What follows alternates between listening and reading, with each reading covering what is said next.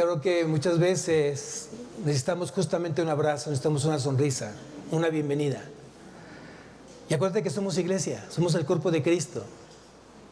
Y seguramente Cristo hacía justamente esto con sus apóstoles. Y creo que es una forma de demostrar el amor que hoy está dentro de nosotros. Amén. Pueden tomar asiento.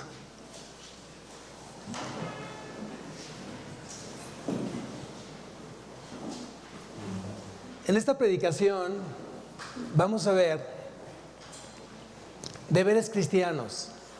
Deberes cristianos. Como cristiano tenemos que hacer muchas cosas porque Dios lo demanda, porque Dios lo ha enseñado a través del Hijo. Y hoy a través del Espíritu Santo que mora en cada uno de nosotros, Él nos guía, nos está perfeccionando, nos está guiando a justamente recuperar la imagen de Cristo en nuestras vidas. Y si tú quieres hoy medir, evaluar, examinar si estás creciendo en la palabra, tendrías que ver qué tanto estás haciendo para la gloria y honra del Señor. ¿Quién dice amén?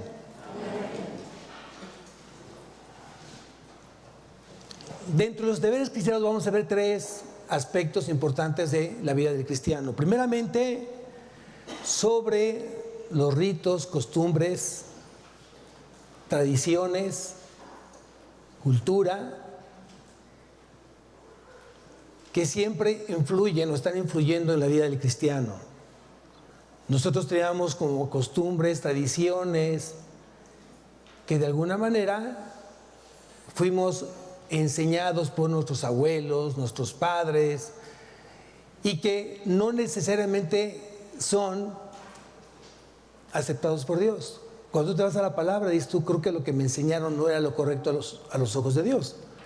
Y por eso estamos aquí, para seguir aprendiendo justamente la palabra, y por eso es importante que todos los días tú te vayas a la palabra, filtres hoy tu vida a través de la palabra y sepas si realmente estás haciendo las cosas que estén glorificando al Señor. Y para ello vamos a leer justamente el libro de Deuteronomio. Estamos viendo el Pentateuco, la serie del Pentateuco. Estamos ya en el último libro de los 5 libros de Moisés. Estamos viendo Deuteronomio y vamos al capítulo 14. Vamos a leer el capítulo 14. ¿Qué es lo que dice justamente del deber cristiano? ¿Qué fue lo que habló Dios a Moisés para que el pueblo de Israel comenzara a hacer las cosas conforme a la voluntad de Dios? ¿Qué es lo que Dios no permite? ¿Qué es lo que Dios hoy demanda? Y es lo que tenemos que estar justamente atentos a la voz de Dios para que no descuides tu comunión con Dios. Y aquí dice, en el capítulo 14 del libro de Deuteronomio, dice lo siguiente: hijos, sois de Jehová vuestro Dios. ¿De quiénes somos hijos? De Jehová nuestro Dios. Yo creo que muchos de nosotros tenemos que estar completamente aferrados a esto que hoy acabamos de leer. Yo soy el Hijo de Dios, soy el Hijo del Rey de Reyes, soy el Hijo de Dios que creó todo el universo, todo lo visible, todo lo invisible. De ese Dios, de ese poderoso Dios, yo soy su Hijo. Amén. Y tienes que creerlo finalmente en tu vida, porque eso te va a permitir dos cosas. Primero, vivir conforme a un hijo de Dios. Y dos, creer completamente que Dios tiene grandes promesas para sus hijos. ¿Quién lo cree? Amén, gloria a Dios. Entonces aquí dice: oh, hijos sois de Jehová vuestro Dios, no os sajaréis ni os raparéis a causa de un muerto. Hay muchas culturas, hay muchas tradiciones, hay muchas costumbres paganas que se caracterizan justamente en acciones paganas. Hasta el día de hoy. Por ejemplo, hoy sabemos que hay muchos jóvenes, adultos, los que fueron jóvenes y hoy son ancianos, tuvieron la decisión de ponerse un tatuaje, de tatuar su piel, de ponerse una señal en la piel. Y hoy me preguntan: pastor, ¿puedo hacerme un tatuaje? Porque yo veo que hay gente que conociendo la palabra, los he visto justamente con señales en su cuerpo. He visto predicadores, pastor. He visto pastores que hoy se levantan del púlpito tatuados. Y entonces mucha gente comienza a decir, bueno, si un pastor que hoy predica la palabra está tatuado, entonces quiere decir que entonces Dios lo permite. Pero hay que entender y hay que ser sabios, hay que vernos a la palabra, hay que tener discernimiento. Muy importante el discernimiento. Porque para muchos podría ser como un permiso, decir, si lo hace el pastor, si he visto que predicadores lo hacen, o son líderes de jóvenes y tienen señales en su cuerpo, entonces es permitido. Pero vamos a ver qué es lo que dice Dios. Y no te dejes llevar justamente con la primera impresión. Tienes que buscar justamente la palabra y de ahí que Dios te dé el discernimiento y de ahí tú tendrás que tomar una decisión si realmente el Espíritu Santo te está llevando justamente a tomar una decisión de ponerte una señal en tu cuerpo. Porque es muy fácil ser influenciados y más cuando tú no estás bien firme en la palabra, en tu fe. Y cuando alguien no está firme en su fe es muy fácil que lo puedan mover de un lugar a otro. ¿Cierto o no? Y por eso estamos aquí este día.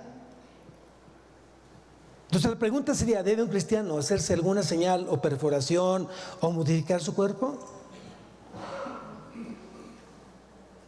Es una pregunta que para muchos les puede sonar así como, wow, sí o no. Yo estoy a punto de tomar esa decisión, yo ya lo hice. Bueno, creo que tienes que tener muy en cuenta qué es lo que dice la palabra y por eso creo que es bien importante que todo lo que tú vayas a tomar de decisiones, fíltralo a través de la palabra, fíltralo a través de lo que dice Dios. Pero quiero que vayamos a ver unos pasajes bíblicos para poder entrar en contexto y entender justamente qué es lo que Dios quiere que hoy aprendas en esta mañana. Quiero que me acompañes, primeramente, vamos a ver en los tiempos de Elías, qué es lo que pasaba. Vamos al libro de Reyes, primer libro de Reyes, capítulo 18.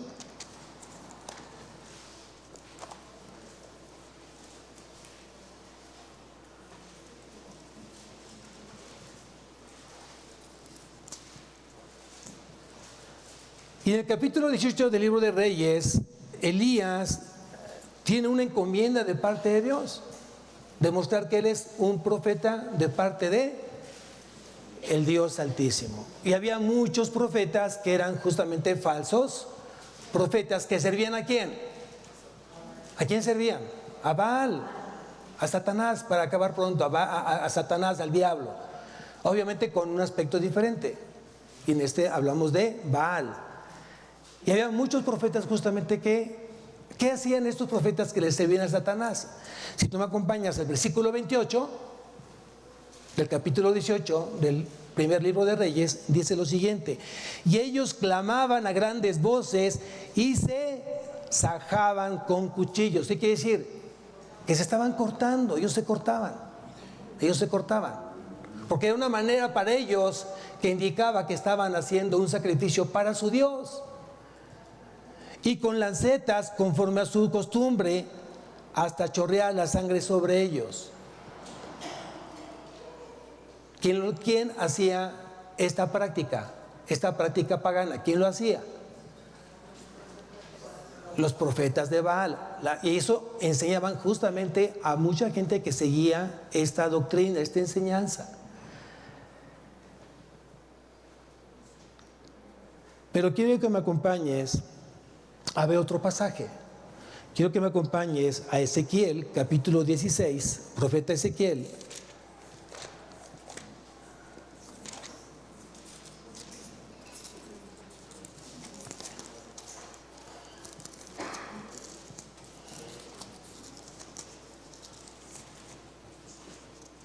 Versículo 12.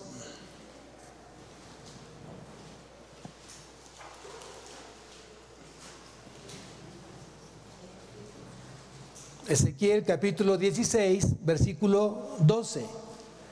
Y dice, se puse joyas en tu nariz y zarcillos en tus orejas y una hermosa diadema en tu cabeza.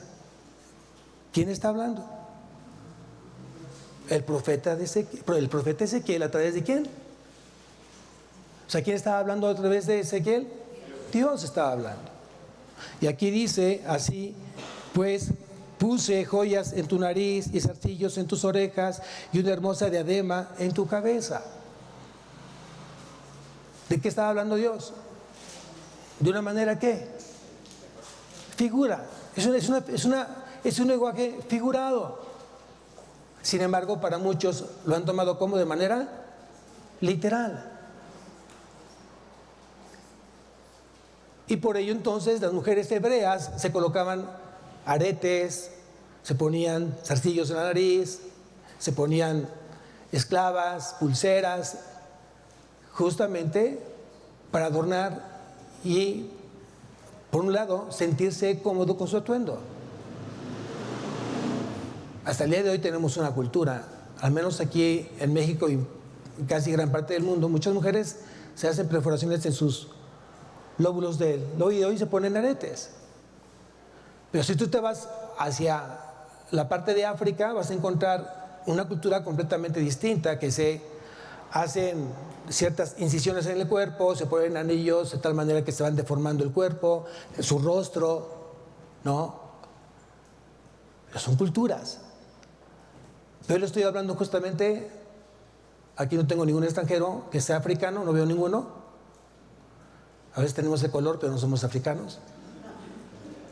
Entonces, estamos en México y quiero que a la luz de la palabra hoy tengamos discernimiento, porque muchos dirán, entonces sí o no. Sigamos escuchando al Señor qué es lo que dice al respecto. Pero para empezar, los que se hacían señales con cuchillos, con lancetas, ¿a quién les servían? El que tú te pongas un arete, ¿quién lo dijo? O sea, hay que entender qué es lo que está diciendo Dios y cómo lo está diciendo Dios. Y voy a seguir leyendo para que entonces vayamos teniendo mayor claridad de esta parte. Cantares. Vamos al libro de Cantares. Capítulo 1.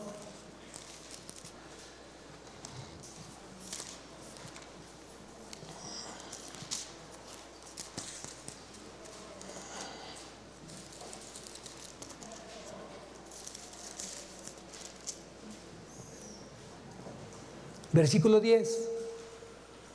Cantares capítulo 1, versículo 10. Dice, hermosas son tus mejillas entre los pendientes. ¿Entre qué?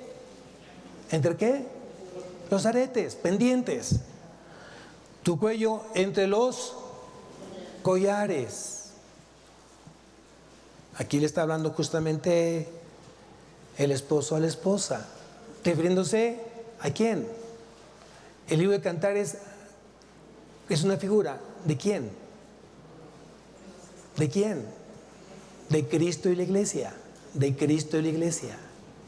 De Cristo y la iglesia. No lo veas tan literal. O sea, sí es de alguna manera la forma en que tú tratas a tu esposa y la esposa te habla a ti. Pero es una representación de Jesús y su iglesia. Jesús, el esposo, y su futura esposa, que es la iglesia. Pero estamos hablando de que entonces habla también la Biblia respecto a aretes. Aretes. No habla de hacerse señales o tatuarse. O sea, vamos para allá. Vamos a meditar un versículo que te va a ayudar mucho justamente en tomar una decisión. Y quiero que me acompañes a Proverbios capítulo 16. Proverbios capítulo 16, versículo 2. Dice, Proverbios 16, 2. Dice, todos los caminos del hombre son limpios en su propia opinión. Todos los caminos del hombre son limpios en su propia opinión. Pero Dios pesa los corazones. Dios pesa los pensamientos. Dios pesa los espíritus. ¿Con qué decisión, con qué espíritu, con qué corazón, con qué motivo tú vas a tomar una u otra decisión? Porque quien va a pesar justamente esa decisión es Dios. Tal vez en tu sabia opinión dirás, esto no tiene nada que ver, esto no pasa nada, yo lo he visto en muchas partes, lo he visto en mucha gente, aún en predicadores, he visto que hay muchos están todos. Tú tendrás que tomar una decisión, no por lo que tú estás viendo, sino por lo que Dios te está diciendo que tú hagas. Y son cosas completamente distintas. Porque nada te va a dar ese justificante de que tú quieras hoy imitar lo que hace el hombre cuando no refleja la gloria ni honra de Dios. ¿Cuántos papás, siendo papá de un hijo, aun siendo papá, enseña mal? ¿Y el hijo qué dice? ¿Cuál es la justificante del hijo? Es que mi papá me ha dado un mal ejemplo, y porque mi papá me ha dado un ejemplo, hoy yo soy como mi papá. Y yo digo, no, eso es justificar tu pecado. Si tú pones como ejemplo a tu Padre Celestial a través del Hijo, que es Cristo, entonces yo te digo, ¿a quién tendrías que imitar? ¿A quién tendrás que parecerte? Luego entonces, si papá te enseñó mal, tendrás que orar por tu papá, y en su momento que entre Cristo a su vida, Él entonces pedirá perdón por una mala enseñanza. Amén. ¿Estamos aprendiendo? Es justamente lo que tenemos que hacer el día de hoy. Entonces, antes de tomar una decisión, yo te invito a que consideres 4 aspectos. Antes de que tú vayas a tomar una decisión, toma, a tu parecer, 4 aspectos que te van a ayudar a tomar la mejor decisión. Y no te equivoques. Y no te equivoques. Primeramente, tienes que preguntarte si la decisión que vas a tomar, la Biblia la respalda. Si la decisión que voy a tomar, la Biblia la está respaldando, pongo palomitas. El primer punto, muy bien. Si la Biblia te dice no, en función de lo que tú leíste, lo que dijo Dios, entonces definitivamente esa decisión tienes que abortarla, tienes que quitarla de tu mente. No va. Pero vamos a pensar que la decisión que vas a tomar sí lo dice la Biblia. ¿Ok? Vamos a hacer un segundo aspecto. Si la decisión que vas a tomar edifica al cuerpo de Cristo, entonces no solamente la Biblia te lo está respaldando, sino también va a edificar el cuerpo de Cristo, y ya van 2 palomitas. Va bien, tu decisión está correcta, porque hay 2 aspectos importantes que estás considerando: que la palabra te está respaldando, Dios te está respaldando, pero también te está confirmando que estás edificando el cuerpo de Cristo. Tercer aspecto, antes de tomar una decisión: ¿son puros mis motivos? ¿Son puros mis motivos? ¿Por qué lo quiero hacer? ¿Por qué quiero tomar esta decisión?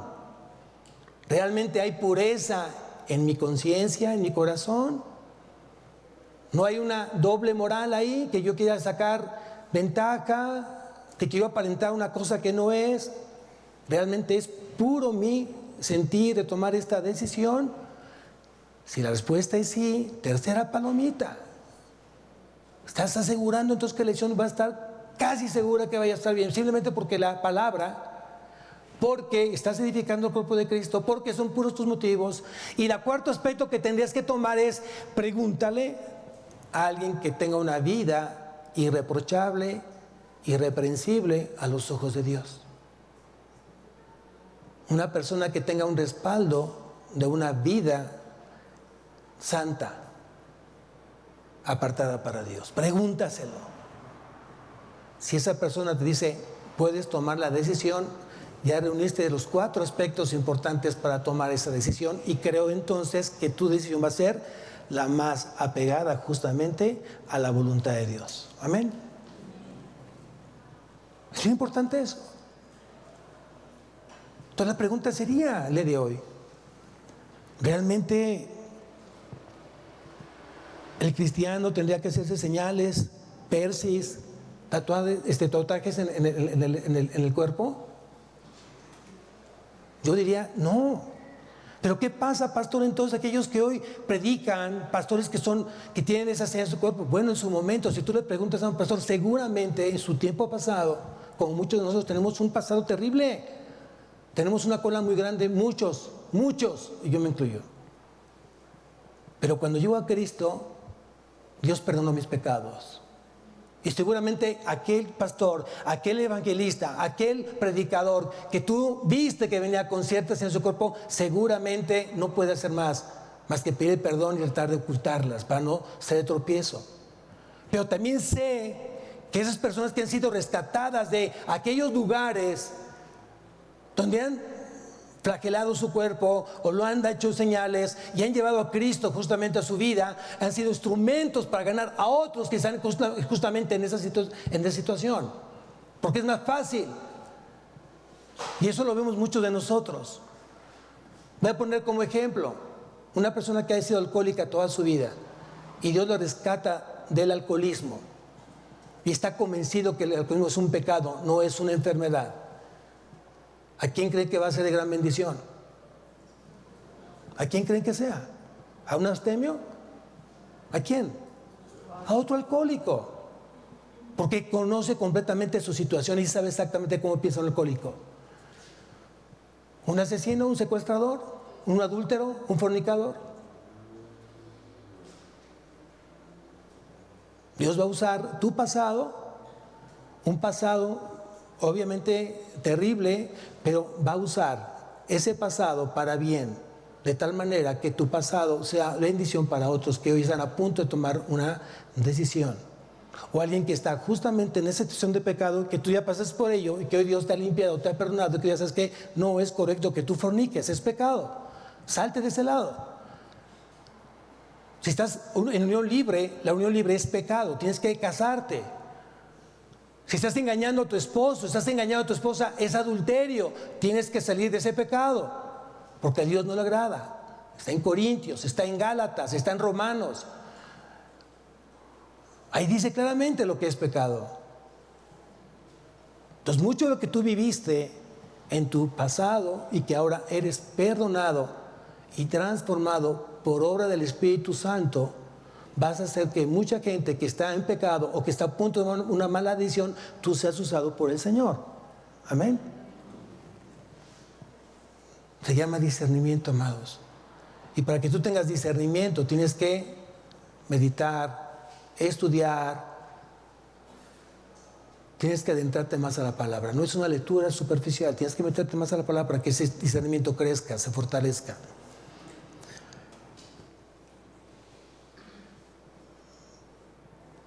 Vamos a ver un segundo deber cristiano. Ya vimos entonces que el ponerte señales en el cuerpo, persis en la lengua o en otros lugares de tu cuerpo no es correcto a la luz de la palabra. Porque quiero que sepas una cosa, tal vez te va a ayudar el siguiente versículo que le doy gracias al Señor que me lleve él. Vamos a la primera carta a los Corintios. Gracias, Señor, por recordármelo en este momento. Primera carta a los Corintios, capítulo 6, versículo 20. Primera carta a los Corintios, capítulo 6, versículo 20.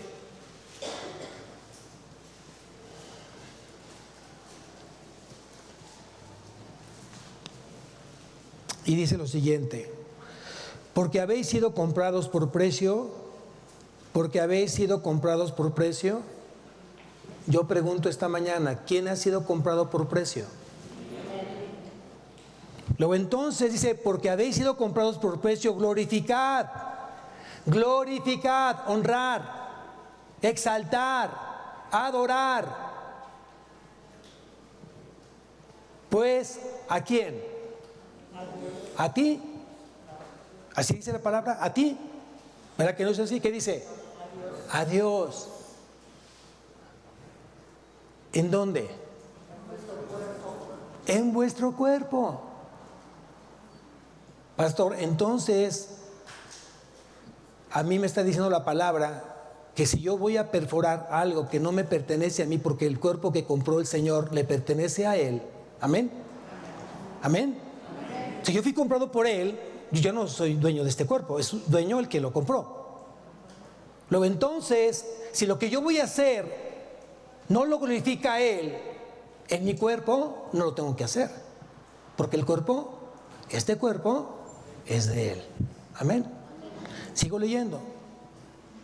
En vuestro cuerpo y en vuestro espíritu, los cuales son. Gracias, Señor, por este pasaje. Ahí está. Ay, ¿qué es lo que dice la palabra? Nuevo Testamento. Ya no solamente lo dice la ley, Levítico. No te hagas señales en tu cuerpo. Deuteronomio, no te hagas señales en tu cuerpo. ¿Qué dice el Nuevo Testamento? Fuiste comprado por precio. Tu cuerpo le pertenece a Dios. Glorifica entonces con tu cuerpo a Dios. ¿Tiene un cristiano que hacerse un tatuaje? ¿Ponerse un piercing? No. Pero si aún así no te queda claro, óralo. Y si Dios te dice, háztelo, pero que sea Dios. No el Dios de este mundo, el Dios con D mayúscula. El Dios con D mayúscula, el Dios de la Biblia, el Dios de Abraham, de Isaac y de Jacob.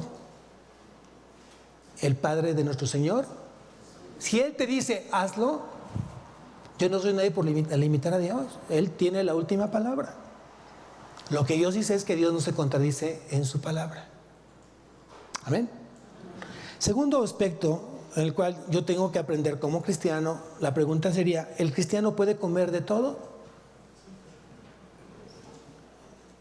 ¿El cristiano puede comer de todo? ¿Saben por qué lo pregunto? Porque mucha gente el día de hoy está migrando a otro tipo de enseñanza, más al judaísmo el día de hoy. Muchos cristianos están se están moviendo al judaísmo y están adoptando una cultura, una enseñanza del Antiguo Testamento.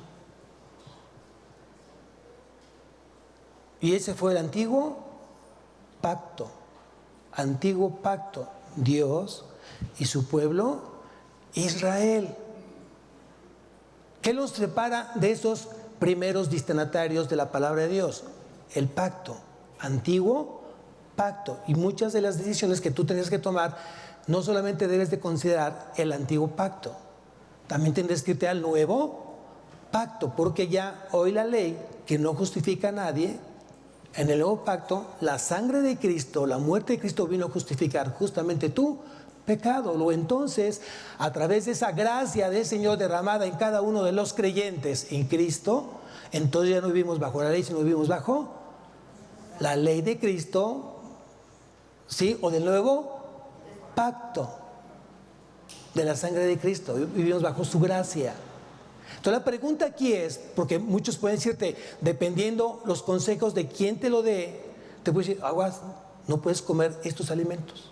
¿Por qué? Porque son de animales inmundos. Si tú me acompañas nuevamente a Deuteronomio,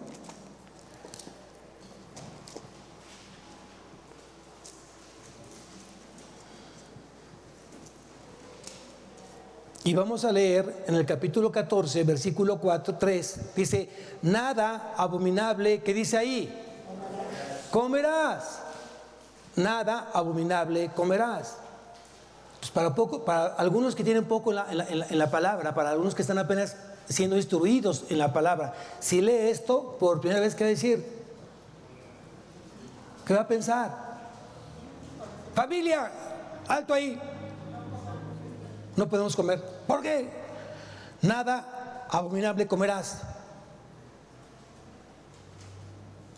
Entonces vamos a llevar a la luz a ellos, porque tienen poquito en la palabra. Vamos a seguir leyendo. Dice, versículo 4, estos son los animales que podréis comer. Entonces dice que nada abominable comerás, pero hay algunos animales que podréis comer. Y aquí hace un listado de varios animales que son buenos para comer. Pero dentro de esos animales que sí se pueden comer, en el versículo 6 dice una característica de estos animales que sí se pueden comer, dice, y todo animal de pezuñas que tienen hendidura de 2 uñas y que rumiare entre los animales ese podráis comer.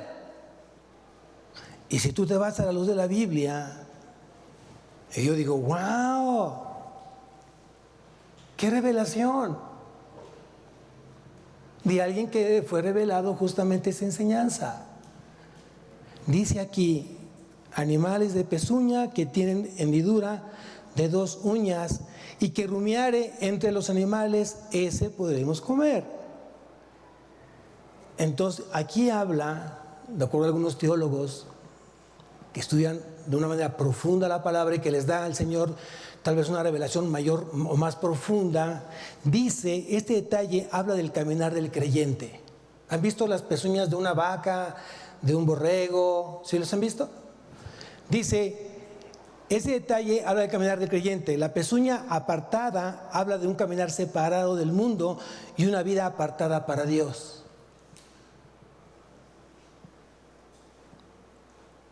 Y la otra característica, ¿cuál era? ¿Cuál es la otra característica? Que era un animal, ¿qué? Rumiante. ¿De qué te habla eso? Que todo creyente tiene que rumiar la palabra. ¿Qué animalito Dios puso en la Biblia para los cristianos? ¿El puerco? ¿La cucaracha? ¿La rata? ¿Cuál fue? La oveja. ¿Y la oveja qué característica tiene? Entre de muchas características, ¿qué característica tiene la oveja? Es un animal rumiante. Y si Cristo, como buen pastor, nuestro buen pastor, dice que nosotros somos sus ovejas, dentro de esas características, ¿qué tenemos que hacer? Rumiar. No solamente ve. ¿Cómo hace la abeja? Bueno, estoy hablando de las ovejas, ¿verdad? ¿Cuántas ovejas o cuántos cabritos hay aquí? ¿Cuántas ovejas hay aquí? ¿Cómo hace una oveja? Ay, creo que no he comido. Si me vinieron sin desayunar, yo creo que sí. Ok, bueno, así como se escuchó que era un sueño de oveja, justamente Dios nos compara con estos preciosos animalitos. Y entre esas hermosas características que tiene una oveja, tú ves una oveja, ¿qué te inspira la oveja? ¿Miedo o ternura? A ver, ternuras, ¿ya me escucharon? Ok. Hay un pasaje hermoso en Romanos, capítulo 1.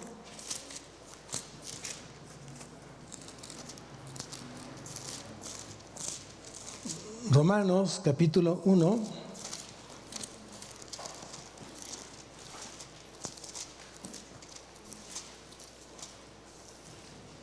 Y vamos al versículo 1.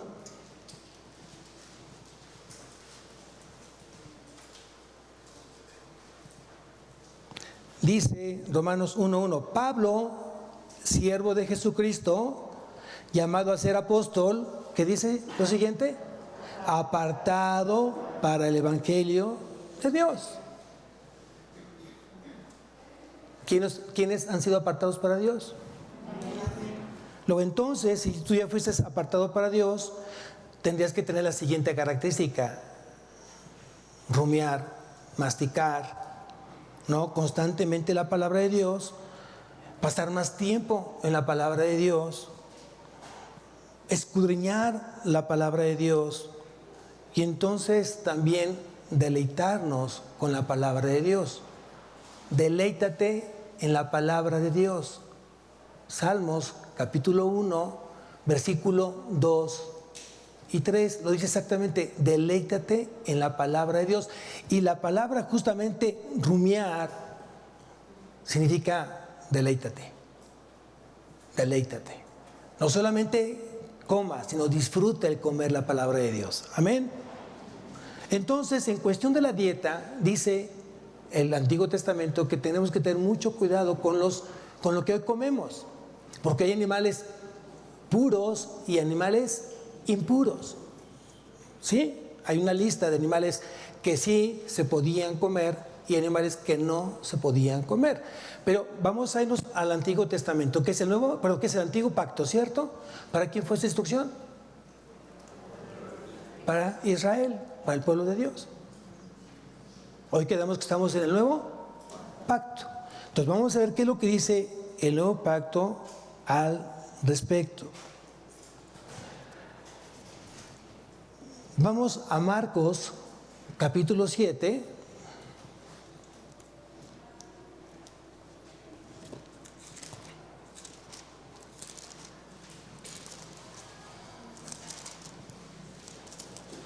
Y habla justamente este capítulo de Marcos 7 sobre lo que contamina al hombre. Y Cristo está hablando a sus discípulos que tengan cuidado no con lo que entra, sino con lo que sale.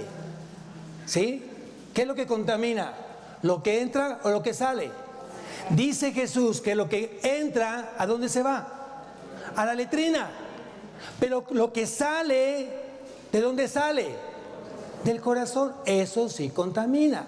Sin embargo, si tú me ayudas aquí en Marcos capítulo 7, versículo 19, dice, porque no entra en su corazón,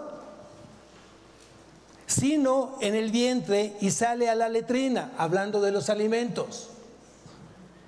Esto decía, haciendo, ¿qué dice ahí?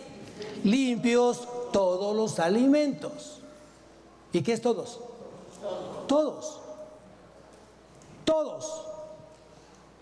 En todos los alimentos podemos hoy comer. Aquí lo dice. Han sido limpios ¿a través de quién? De Cristo, de Jesús, de Dios, del Hijo de Dios. Luego entonces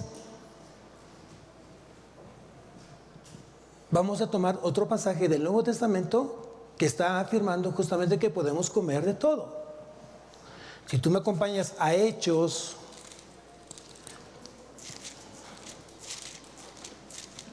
capítulo 10,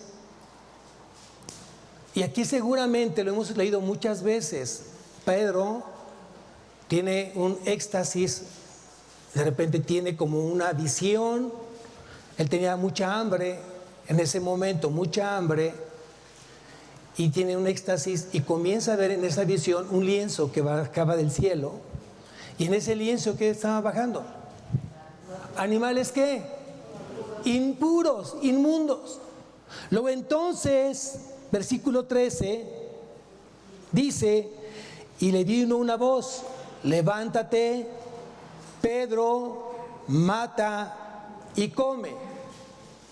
Entonces Pedro dijo, Señor, no, porque ninguna cosa común o inmunda he comido jamás. Luego entonces, ¿quién estaba dando la orden que podía él comer? El Señor, Cristo, Dios. ¿Le estaba dando qué? ¿Una sugerencia? Le estaba diciendo, bueno, Pedrito, si tú quieres y si te parece bien, así dice la palabra. Fue una orden. El problema es que cuando Dios da órdenes, le quieres dar una contestación incorrecta a la voz de Dios. No, Señor, ¿que no has leído, Señor, lo que dice el Antiguo Testamento? Imagínense que se ponga Pedrito como maestro de Jesús. A veces se nos olvida muchas veces eso, que Dios habla tu vida y pones muchas justificantes de lo que dice justamente la palabra porque tienes una mala interpretación. El único que puede romper una ley es Dios. ¿Por qué? Porque es soberano. Nada más por eso. Dios es soberano. Y como soberano, Él tiene la última palabra. Él no le va a preguntar a nadie, oye, ¿estás de acuerdo que hagamos esto? ¿Estás de acuerdo que yo diga aquello? ¿Estás de acuerdo que yo crea esto? Dios no te va a preguntar, ¿quiénes somos? ¿Quiénes somos? Para luego como limitar o para cuestionar lo que Dios va o hizo o va a hacer. ¿Quiénes somos? ¿Sabes quiénes somos? ¿Sabes quiénes somos? Somos pecadores. ¿Y sabes qué se merece un pecador? La muerte. Entonces todos éramos merecedores de la muerte eterna. A Dios le plació soberanía. A Dios le plació perdonarte. A Dios le plació llamarte. A Dios le plació limpiarte. A Dios le plació, a través del Hijo, darte vida eterna y el perdón de pecados. Y aquí ese Dios, ese Señor, le dijo a Pedro: levántate, Pedro, mata y come. ¿Qué animales tienen que comer? Para Pedro eran animales ¿qué? Inmundos. ¿Qué dijo el Señor? Mata y come. ¿Por qué lo digo yo? ¿Quién? El Señor. Amén. Entonces tenemos que justamente leer esta parte para entender qué es lo que tenemos que hacer en función de lo que dice la palabra. Vamos a otro pasaje. Si aún no quedas tú convencido, bajamos a otro pasaje. Vamos a la primera carta a Timoteo. Primera carta a Timoteo, capítulo 4. Primera carta a Timoteo, capítulo 4, versículo 1, dice: pero el Espíritu dice claramente que en los postreros tiempos algunos apostatarán de la fe, escuchando a espíritus engañadores y a doctrinas de demonios. ¿Qué está sucediendo hoy? ¿Qué está llegando el día de hoy? La apostasía. ¿Qué es la apostasía? El alejamiento de la verdad. El alejamiento de la fe en Cristo. Mucha gente se está apartando justamente de la verdad. Mucha gente está apartando del caminar con Cristo en estos tiempos. Vean lo que dice como ejemplo o como señal. ¿Qué está pasando? ¿Cómo me doy cuenta? Dice: por la hipocresía de mentirosos que, teniendo cauterizada la conciencia, prohibirán casarse. ¿Quién te prohíbe casar? ¿Quién te prohíbe casar? ¿A quién se le prohíbe casarse? Hay que entenderlo, hay que entenderlo. Si tu papá te dice no te puedes casar, no puedes llamar que es un apóstata. Simplemente no tienes la edad, no tienes la madurez, o algo está viendo papá para que no te cases. Tal vez es un yugo desigual, a lo mejor no es el tiempo, no has terminado la escuela. No es otra cosa más que discernir por qué me dicen que no me puedo casar. Pero cuando una institución en aparienciamente conocedora de la palabra, en apariencia, te dice no te puedes casar, está siendo usada por una doctrina de demonios. Y hasta ahorita tengo entendido que hay muchas religiones que prohíben casarse. ¿Cierto o falso? O sea, un sacerdote de la Iglesia Católica no se puede casar, se le tiene prohibido. Y por eso hay tantas, se desencadenan muchas cosas por esa prohibición. Para eso tiene que haber un don de abstenencia, un don. El hombre solamente dice: hoy me abstengo de no casarme, pero es un don de abstenencia de parte de Dios. Cuando ese don no existe, entonces quiere decir que ahí está latente el deseo de acercarte al sexo opuesto. Luego entonces es algo contradictorio, porque si el matrimonio es la figura de Jesús y la iglesia, luego entonces ¿por qué no debo de casarme? ¿Estamos? Aquí dice entonces: por la hipocresía de mentirosos que, teniendo cauterizada la conciencia, prohibirán casarse y mandarán a abstenerse de alimentos que Dios creó, para que con acción de gracias participen de ellos los creyentes y los que han conocido la verdad. A ver, vamos a entender a la luz de la palabra, hay que discernir. Aquí en la Biblia hoy te dice que tienes que abstener de alimentos. No, todos son limpios, todos puedes comer. Levántate, mata y come. Pastor, pero ¿qué pasa en Semana Santa? Yo fui enseñado que no podemos comer carne. Bueno, a lo mejor en esta congregación, gracias a Dios, ya se les olvidó eso porque no lo respetan. Y no lo respetan en el sentido de un respeto hacia el hombre que lo está diciendo, no Dios.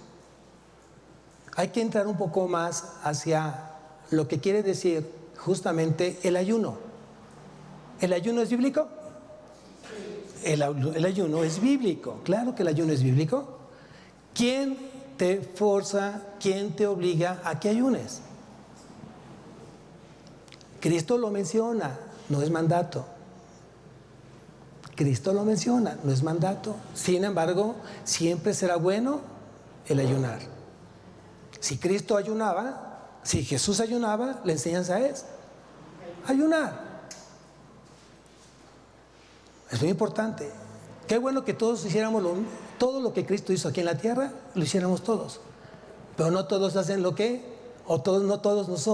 todos hacemos lo que Cristo enseñó aquí en la tierra. Pero bueno, aquí la pregunta es, el ayuno te dice abstente de alimentos durante un tiempo para castigar ¿qué? A tu esposa. La esposa dice, pues quédate sin comer, a mí qué me interesa. Me voy a hacer ayuno para mis hijos. Y el hijo dice, ¿y a mí qué?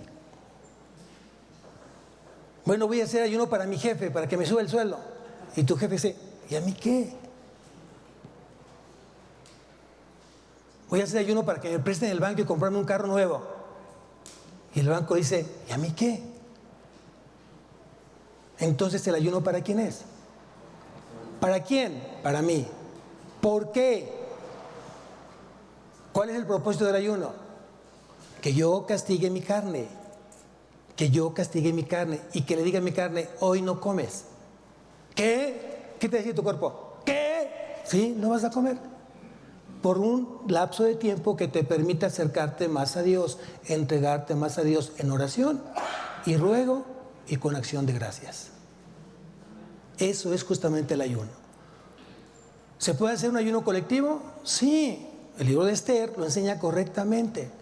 Yo podría pedirles a ustedes como iglesia, lo hemos hecho algunas veces, vamos a ayunar, viene tiempos de oración, viene un tiempo de la velada de oración donde necesita esta iglesia acercarse más a Dios. Entonces les pido que ayunemos 3 días antes de la velada de oración. ¿Para quién es el ayuno? ¿Para mí? ¿Para quién? Para la iglesia, porque la iglesia nos interesa estar más cerca de quién, de Dios, y eso nos va a ayudar justamente a todos como iglesia.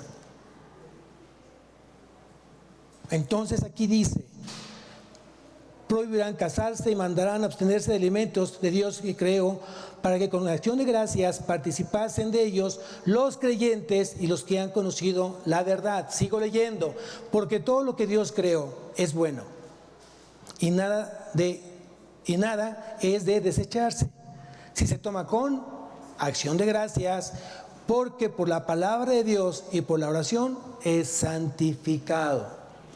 Lo que sí debemos de hacer es orar antes de los alimentos. Si tú agregas un pasaje bíblico, está bien, aquí lo dice.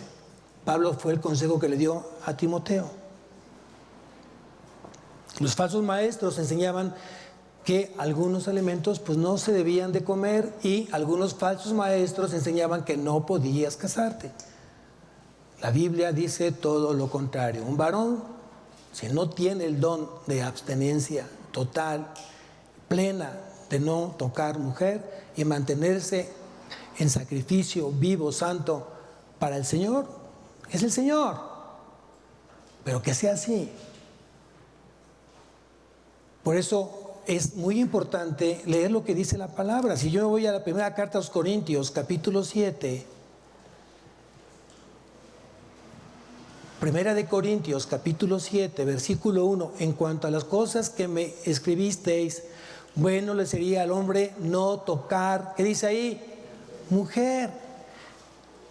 En cuanto a las cosas que me escribisteis, bueno le sería al hombre no tocar mujer.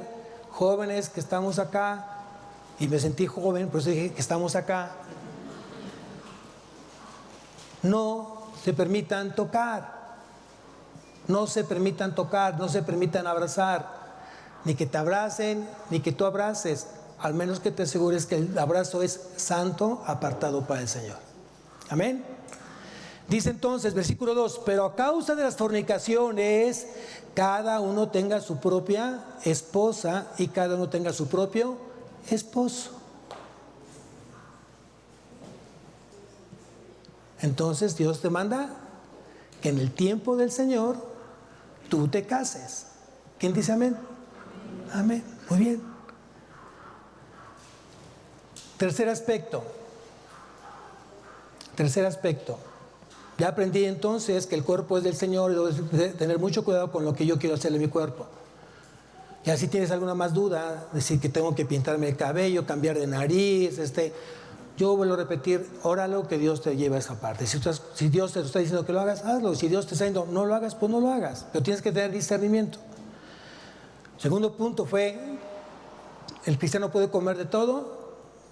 Yo diría sí. Aquí lo dice, si es obviamente en oración, dando gracias justamente por lo que Dios está proveyendo en tu casa.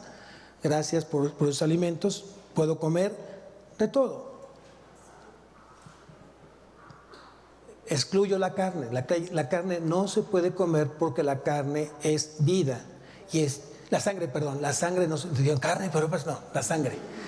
Si todos se quedan viendo, no, la sangre no se puede comer. Algunos me preguntan, pastor, ¿y el hígado? La moronga, pues es sangre. El hígado tiene toda la estructura, y aquí están los médicos, de sangre, ¿no? El corazón. Pero vuelvo a repetir, tal vez hablar de sangre líquida, ¿no? Como muchas religiones lo usan, que perforan al animal, no lo matan, sacan un litro de sangre y se la beben, eso no es correcto. Moronga, mira, pregúntale a Dios, yo no lo haría. Hígado, yo no lo haría, pero pregúntale a Dios, a lo mejor Dios te dice, bueno, para ti, yo no creo que sea así. Habiendo tantas cosas que hermosas, no hagas lo que Eva se dejó llevar por un fruto que Dios dijo, de ese fruto no comerás. ¿Teniendo cuántos frutos? Tienes tantos alimentos que te puedes imaginar. Acábatelos y después sigues por el hígado. Bueno, tercer aspecto. Vamos a Deuteronomio, capítulo 14.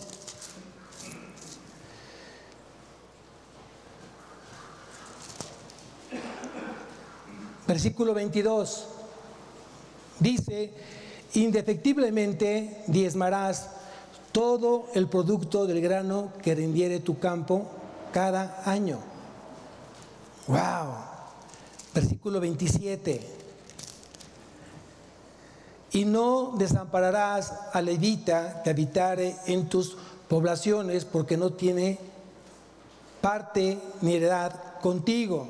Versículo 29, y vendrá el levita que no tiene parte ni heredad contigo, y el extranjero, el huérfano y la viuda que hubiere en tus poblaciones, y comerán y serán saciados, para que Jehová tu Dios te bendiga en toda obra que tus manos hicieren. Aquí, para muchos cristianos que ya tienen tiempo en la palabra y que hemos sido madurados en la palabra, no preguntamos si tiene que ser diezmo o no, si el Nuevo Testamento te habla del diezmo o no. Algunos han dicho, es que el diezmo, pastor, lo dice en la ley. Y si leemos justamente bien el Antiguo Testamento, ¿quién diezmó por primera vez? ¿Quién diezmó por primera vez? Abraham. 400 años antes de emitir la ley a Moisés, Abraham ya había diezmado a Dios. Entonces no quiere decir que el diezmo estaba dentro de la ley de Dios. Después Dios lo puso. ¿Estamos entendiendo? Aquí el problema es si realmente si debo o no debo de diezmar. Esa es la pregunta. Yo te pregunto, Si la pregunta es porque quieres diezmar, en lugar de diezmar dices que yo quiero dar un 15, un 20, un 30, un 40, un 50% de mi sueldo, de mis ingresos, al Señor, entonces hazlo. Y por eso, si tu pregunta es por eso, hazlo. Si tu pregunta está enfocada a un sentimiento no puro o a un motivo no puro para bajar del 10 a un 5, a un 1, a un 2% de tus ingresos, también hazlo. También hazlo. Si no quieres dar, también tienes la oportunidad de no hacerlo, pero tienes que irte a lo que dice la palabra. Porque la palabra justamente es lo que te va a ayudar a tomar una buena decisión en cuestión de lo que tú tengas que ofrendar o tengas que diezmar o darle al Señor como tú propusiste en tu corazón, que es lo que dice Pablo. Si tú me acompañas a Lucas capítulo 11,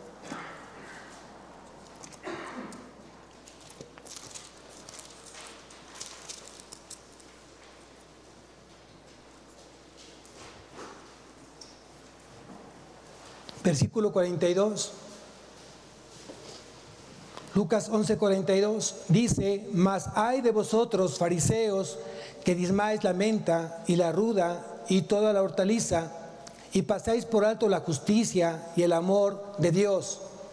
Esto era necesario hacer, ¿qué? El diezmar, sin dejar de aquello, ¿qué? Amar a Dios, amar a Dios.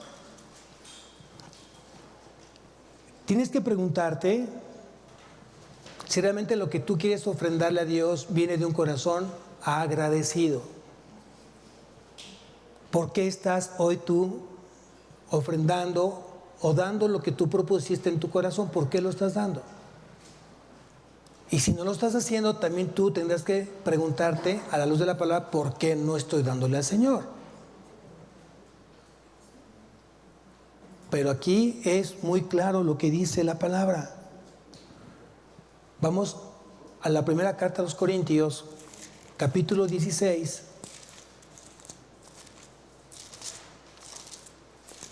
Yo sé que ya es tiempo, me gana un poco la alabanza, entonces vamos a tomar unos minutos más. Primera de Corintios, capítulo 16, versículo 1. Primera carta a los Corintios, capítulo 16, versículo 1. Está hablando Pablo a la iglesia de Corintios. Dice: en cuanto a la ofrenda para los santos, haced vosotros también de la manera que ordené en las iglesias de Galacia y de todo el mundo. Cada primer día de la semana, ¿cuál es el primer día de la semana? Hoy es el primer día de la semana.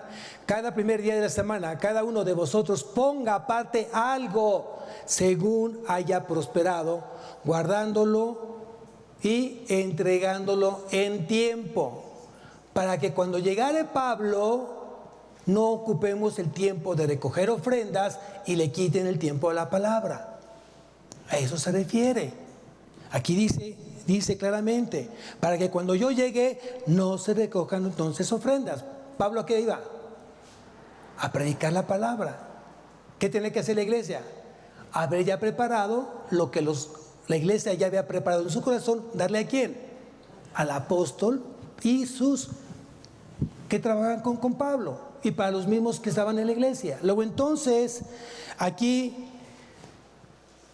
hay que entender, primeramente, si tú hoy está en tu corazón dar lo que el Señor, a lo que el Señor tú le vas a dar, a lo que tú propusiste en tu corazón, darlo por agradecimiento y por gratitud. ¿Cuánto? Lo que Dios te guíe y te dirija, lo que el Espíritu Santo te guíe y te dirija.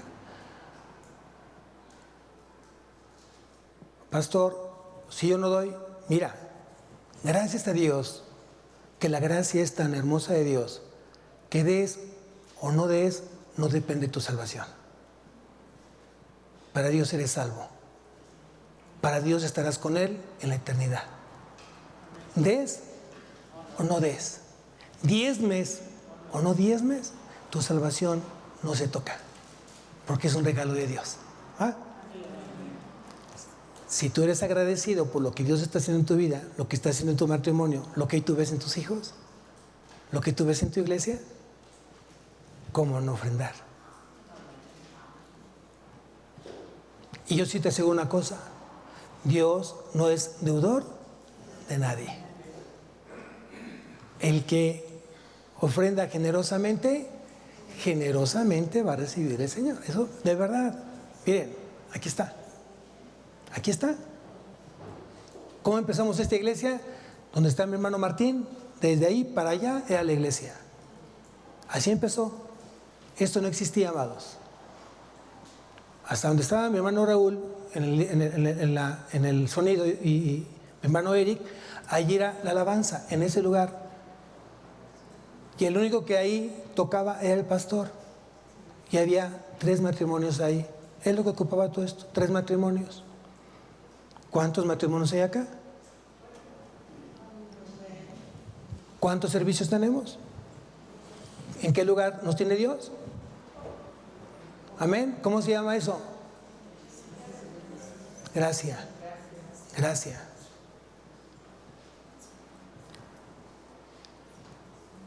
No te voy a convencer. Yo no soy nadie para convencer a nadie. Si tienes o tienes que diezmar, ofrendar, que sea el Espíritu Santo que lo haga. Él convence de pecado. Yo no. Mi consejo como pastor, sí deberíamos de ofrendar. Yo creo que deberíamos de dar un poco más del diezmo, pero eso es de cada quien. Cada quien. Eso es de cada quien. Lo que sí dice la palabra, que tu mano derecha no sepa lo que hace la izquierda, no tienes que estarlo publicando. Es que yo sí diezmo, y es que yo doy más, y yo doy el 20%. Y gracias, yo le puse esto, pastor, y yo traje aquello. Estás haciendo que el hombre te reconozca y no Dios. Y cuando tú esperas que el hombre te reconozca y no Dios, Dios simplemente no te va a honrar. Mejor guarda silencio, que sea algo secreto entre Dios y tu corazón. Amén. Y eso será bendición para tu vida. ¿Por qué el primer día de la semana? Aquí entre paréntesis. Porque fue el primer día de la semana que nuestro Señor Jesucristo resucitó. Después del día de reposo. ¿Cuál era el día de reposo? El sábado. Después del día de reposo, resucitó nuestro Señor Jesucristo. Tiempo de Pentecostés. La fiesta de Pentecostés, la fiesta de las semanas. 7 semanas. 7 por 7, 49. 49 días. Y el día siguiente era el primer día de la semana cuando desciende el Espíritu Santo. Duraba 7 semanas la fiesta de Pentecostés o la fiesta de las semanas. 49 días. El día siguiente, día 50, porque el Pentecostés es 50 días. El día 50 caía justamente en el primer día de la semana. Desciende el Espíritu Santo y unos cuantos días, o en ese día, ¿no? ¿Qué es lo que sucede? Que cuando predica Pedro, por primera vez el Evangelio, dice que 3,000 personas se convierten a Cristo. Entonces ahí nace la iglesia. La primera iglesia nace justamente después de que el Espíritu Santo fue derramado en la tierra. Amén. Y por eso los cristianos nos alegramos que el primer día de la semana hoy nos congreguemos justamente para escuchar al Señor, honrar al Señor y seguirnos conformando, complementando, fortaleciendo como iglesia. Amén. Vamos a levantarnos, iglesia.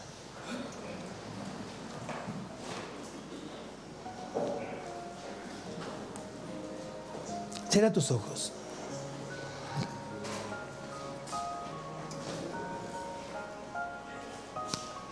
Padre mío, te damos gracias, Señor, por tu amor. Gracias por este mensaje que tú nos diste como iglesia. Hoy te damos a ti toda la gloria, Señor, toda la honra. Tú eres nuestro Dios 3 veces santo. Gracias por tu amado Hijo Jesucristo, que a través de Él somos salvos. A través de Él tenemos vida eterna. A través de Él hemos sido perdonados de todos nuestros pecados. a través de Él y gracias a tu Espíritu Santo que mora en cada cristiano, en cada creyente, Señor, estamos siendo perfeccionados, estamos siendo santificados, hemos sido apartados, Señor, para ti. Bendito seas tú, Señor, Rey de reyes y Señor de señores. Bendito sea tu santo nombre, mi Señor, que gracias a ti hoy podemos ver muchas cosas con claridad.